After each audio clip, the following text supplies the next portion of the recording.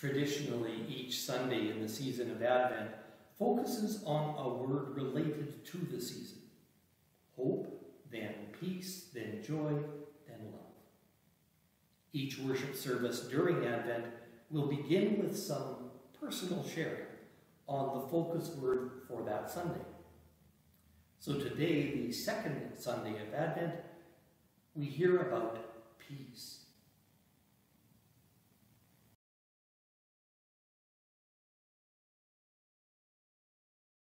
Peace is calmness. Calmness. Peace means that everything is relaxed. Peace is when people are calm, kind, peaceful, and respectful. Peace is when there is no war. Peace is being kind to each other. Peace means no fear and no violence. Peace means no fighting. Peace is love, patness, truthfulness, kindness, gentleness. Peace is something we build together. Peace happens when we respect one another and have tolerance. Peace is harmony. Peace is when there is no equality and tranquility. Jesus said is his disciplines, "My peace I give to you. Do not be worried or afraid." Today on this second Sunday of Advent, we think of God's promise of peace for each person and peace for the whole world. May peace be with you. Amen.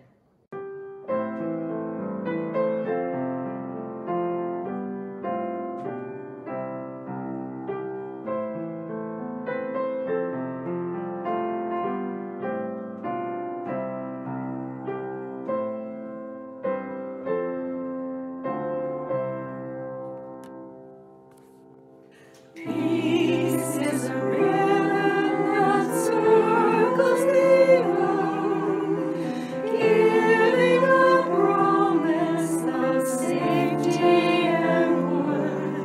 When God is the child, there's joy in our song. Our love shall be first, and the weak shall be strong, and none shall be afraid. We are so grateful on this day. Grateful for this place we live and for the stewardship over the ages of Indigenous people who have called it home.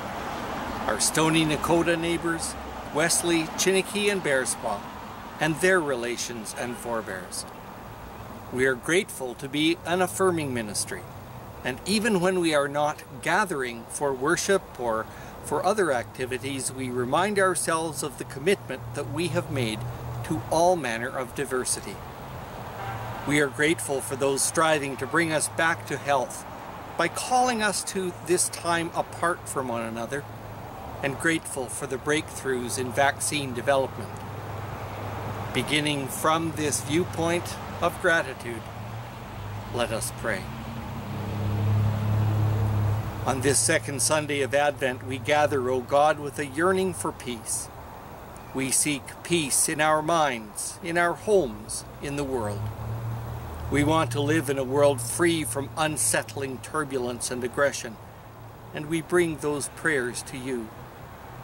We want to live in a world of respect, where everyone works together for the common good.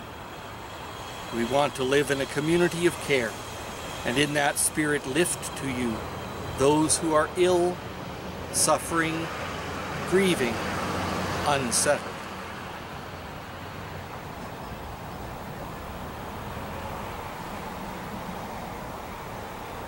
Be with them, with your health and wholeness, Eternal One. We know that peace is not just an absence of violence or war.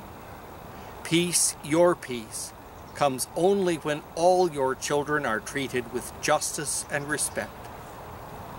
All your children, no exceptions. So speak to us, guide us, move us in this time of worship and always. In the name of Christ, the way, the truth, and the life. Amen.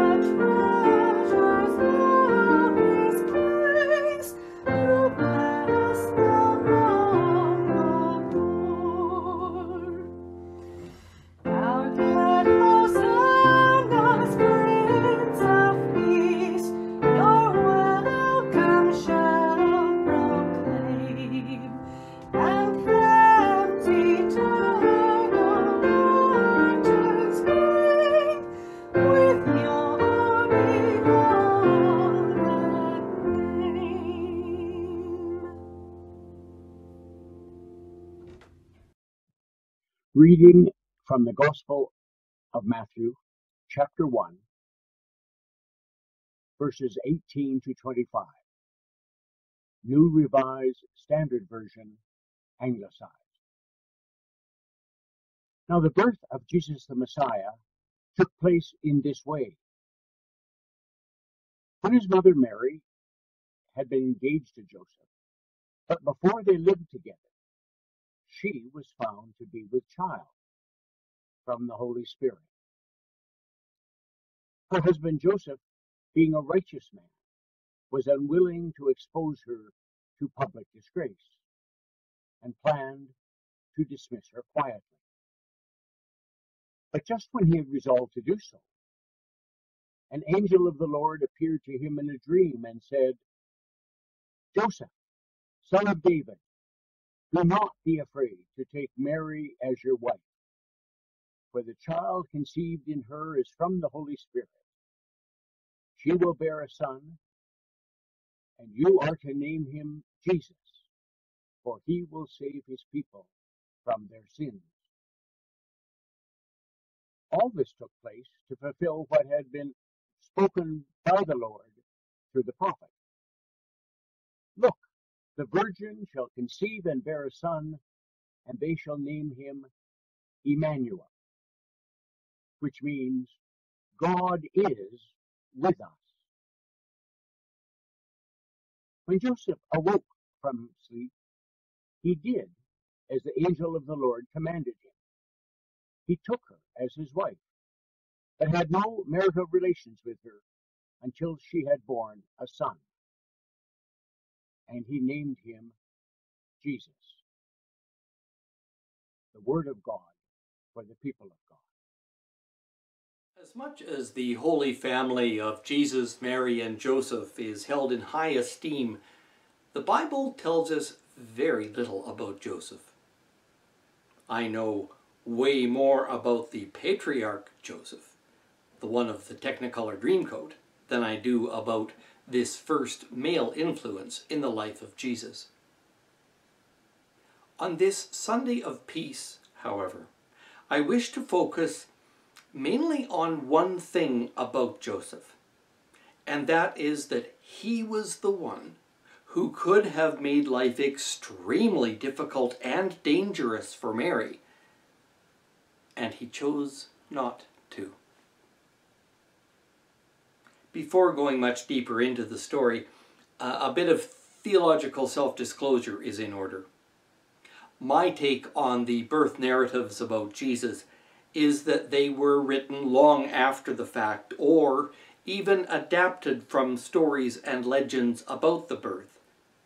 And that was done by authors who had been deeply impacted by the transformative power of the risen Christ. each of the gospel writers invites their readers to open their lives to be similarly shaped by that holy, ever-present love.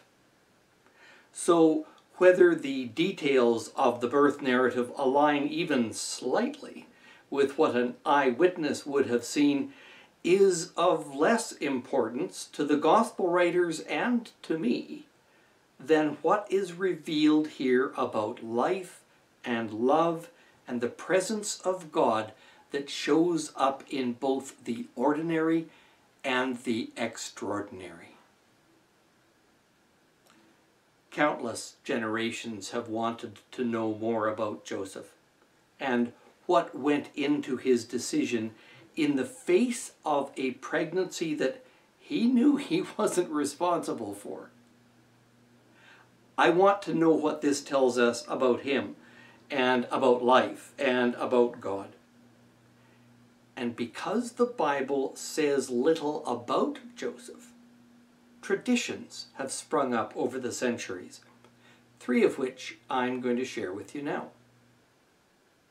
One tradition is that Mary and Joseph had known each other for a long time, both growing up at Nazareth in Galilee. Imagine the level of shame and betrayal that this Joseph would have experienced at hearing that his betrothed was with child. They would have been the talk of the town, with all the intersections between families in a small town like Nazareth, and any plans that they or their families had mapped out would come crashing down just like that. That Joseph, I imagine, would have been deeply hurt and very, very tempted to punish Mary for what would have felt like a shared future now shattered. Another tradition is that Joseph was not from Nazareth, but was from Bethlehem. Not just that his family was from Bethlehem, as per Luke's account of a census that inexplicably made people go back to their ancestral hometown, but that Bethlehem actually was his home. If this is true, picture Joseph not so much as a tradesman with a nicely established business in his hometown of Nazareth, but rather as a working man from down south, seeking to ply his trade up north in the Galilee, following the work, as still happens if you work in construction or resource extraction. While most Bible translations refer to Joseph as a carpenter, the Greek word so translated, tekton, was much broader than that. A builder, an architect, a stonemason, a tradesman. And it just so happened that up in Galilee, the Romans had some huge construction projects needing lots of workers, both skilled and unskilled. Is it hard to imagine then Joseph heading up there to get work and finding himself drawn to this small town girl named Mary? Not to my mind it isn't. And if this version of Joseph were to hear that Mary was expecting, well, what would his response be? It could be that he knew a number of other couples in the same situation and he was willing to just roll with it. Or it could be that since he was basically unknown up there, it would be a lot easier for him to simply divorce this girl and leave town. A third portrait of Joseph imagines him as much older than Mary. Much, much, much older. In this tradition, we envision an arranged marriage, the local matchmakers finding a solid, thoughtful, respectable man for young Mary. Within this tradition, Joseph is most likely a widower, which smooths out the talk in all of the Gospels of Jesus having siblings, for those who are concerned about the perpetual virginity of Mary. And it also explains the presence of Mary only at the foot of the cross rather than Mary and Joseph, Joseph having died long since. And how would this Joseph have taken the news that his young betrothed one was with child? This older Joseph, methinks, may have had the savvy to give it a few days, to listen to what that God-inspired dream was telling him about his young bride and the child growing in her, to step back from revenge. This older Joseph may be less concerned about what other people would think, though I suspect he wouldn't have been looking forward to telling his previous family about this. As I hear these possible backstories about Joseph, I find myself drawn to do two things. First, I want to express gratitude to Joseph for his compassion and his openness to listen to what God was telling him to do, rather than being swayed by the cultural pressures that would have been pressing him hard to divorce Mary or even call for the full violent weight of the law, which would have been stoning. Now, I have read that stoning, while still allowed by the law in those days, was extremely rare, but it still would have been his call to make. It was his call to make, and he chose something else. Guided by a dream, by a holy visitor, or just by his conscience, Joseph was inspired by God to choose a different response. But after expressing that gratitude to Joseph, the second thing I want to do is to acknowledge with dismay how often stories just like this still happen in our world. Mary then, just like millions of women now, have little or no agency. The thing that is going to happen next in their lives is going to be decided by someone else, by a man following the rules of patriarchy. Without downplaying the gracious and courageous course of action taken by Joseph, I also acknowledge that he had the benefit of privilege, which Mary did not have. On this second Sunday of Advent, the Sunday of Peace, we do well to spend some time sitting uncomfortably with this. We cannot say that peace truly exists in a world where cultural and religious traditions regularly put women in their place and keep them there by lack of opportunity, lack of education, lack of options, lack of say over their reproductive rights. We cannot say that peace truly exists when half the population has to play by a separate, more challenging set of rules, with most of the rule makers and rule enforcers coming from the winning team. Nearly everywhere we look, men continue to hold huge advantage. With the disappearance of so many Indigenous women, still regarded as a minor issue in comparison with other things that easily get more funding and attention. With the glass ceiling remaining a very real thing for career-oriented women, and equal pay for equal work existing only marginally in a number of professions. With women much more likely to have their workplace sexualized. And often, I have been reminded of how many extra things women need to do when doing something as simple as being out at night. Double checking how they're dressed before going into the situation. Parking the car in a well-lit location. Making sure they aren't being followed. And having a quick check to make sure no one's in the back seat of the car before putting the key in the door. holding their keys strategically in case they are needed as a weapon. These are everyday safety practices that should not need to be. And lest we be tempted to hold our heads a little too high in the church, there are still many denominations that either do not allow women to be ordained at all as pastors or priests or ministers, or if they do allow female ordination, will allow you to fill a secondary role but not be the senior pastor at your church.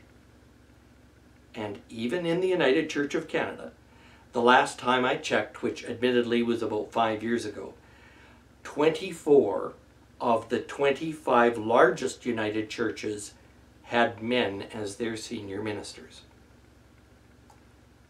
As we embark on the very necessary task of working to become a denomination that is actively working against racism, we still have a lot of work to do on sexism. I hear the story of Joseph as both a stark reminder of how often a woman has little control over her body, her life, her future, and as, I suppose, a ray of hope for the number of Josephs who do understand that the life-giving power of God does not endorse this imbalance. A Bible commentator I encountered this week, Jonathan Merritt, reminded me of the number of times that our faith history in the Hebrew Scriptures, every bit as often as the Gospels, engages this top-down view of society and rejects it. Yes, there is tons of patriarchy to be found in our sacred texts, but time and time again, the power dynamics of the land are turned upside down. Jacob's son Joseph, the other Joseph, was the 11th of 12 boys in his family. He's despised by his brothers, yet he is the one who rises to save the nation. David is chosen ahead of all his older siblings to be the king. The parables of Jesus talk repeatedly about outsiders and the underclass having the final say in things. And Mary, young Mary from Nazareth, is the one among all the possibilities in the world who is chosen to nurse and teach and love Jesus. The ways of the eldest male having all the advantages are frequently subverted in Bible texts, as our faith history points us towards a peace that is founded in something other than codified advantage, challenging the societal structures that make some lives more valued than others. Whether it is Joseph, the childhood sweetheart, or Joseph, the mega project worker from out of town, or wise old established Joseph, who is faced with the decision, I honor and celebrate his choice while rejecting the notion that Mary's future should solely be in Joseph's hands. I choose to work for a world where Mary has complete self-determination, where the choices regarding her life, her future, her safety are hers to make and hers alone. And I call us, whenever we seek peace, to make sure that it is a peace founded first and foremost in equality. May this be so. Amen.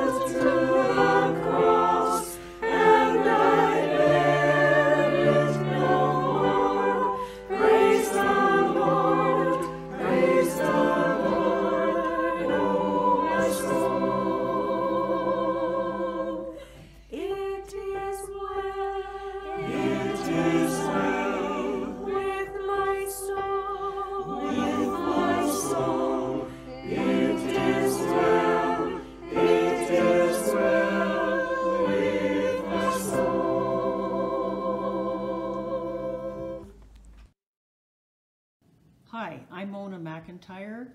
I'm the treasurer at Ralph Connor Church. I'd just like to give you a little bit of an update at year-end time on how we're doing financially.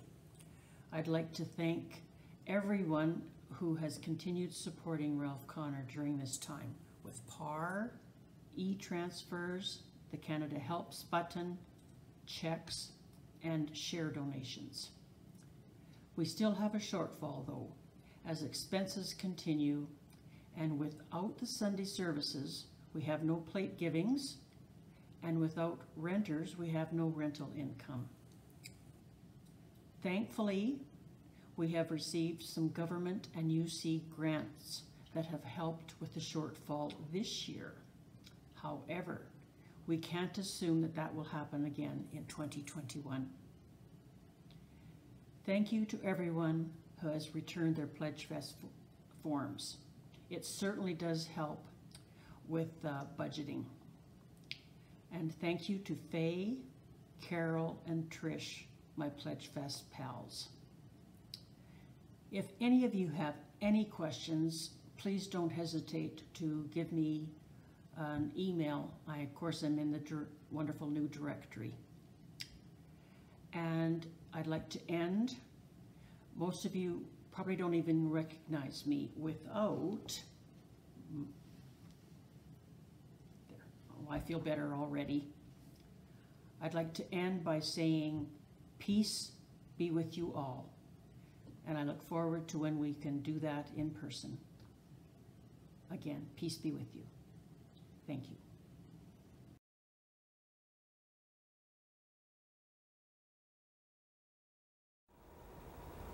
On December 6th each year, we mark the National Day of Remembrance and Action on Violence Against Women. The prayers we lift on this day are difficult, but they are offered to a God who does not shy away from life's most challenging places. Wherever you are, I invite you to begin this prayer with silent preparation as we seek to embody both peace and a commitment to live in a world where women and girls can live without fear.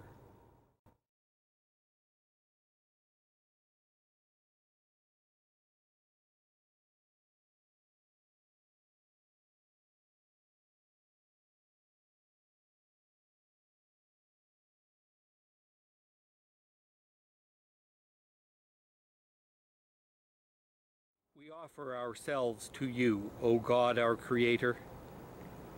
We offer our hands.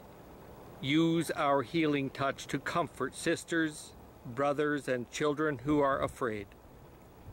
Lead us to tangible ways to support those at extra risk during this pandemic. Nurses, teachers, custodial staff, retail and food service workers, emergency services, anyone and everyone on the front lines. We offer our eyes and ears. May we see and hear the signs and stories of violence, so that all may have someone with them in their pain and confusion.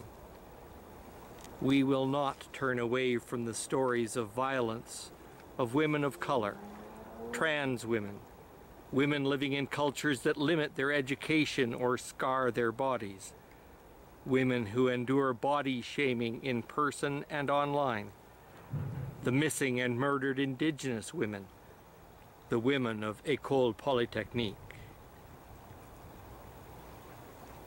We offer our hearts and our tears as their hurt and sorrow echo within us. We offer our own stories of violence. May we be healed as we embrace each other. We offer our anger. Make it a passion for justice, O God. We offer all our skills. Use our gifts to end violence. We offer our faith, our hope, our love. God, may our encounters with violence bring us closer to you and to each other. All this we ask through Jesus Christ, the risen one, who was first crucified, the embodiment of a God who knows the pain of violence. These and all our prayers we offer in loving trust, turning to you, Holy One, in the way that a child turns to her mother as we pray together. Our Father, who art in heaven, hallowed be thy name. Thy kingdom come, thy will be done on earth as it is in heaven. Give us this day our daily bread, and forgive us our trespasses, as we forgive those who trespass against us. And lead us not into temptation, but deliver us from evil. For thine is the kingdom, the power, and the glory, forever and ever. Amen.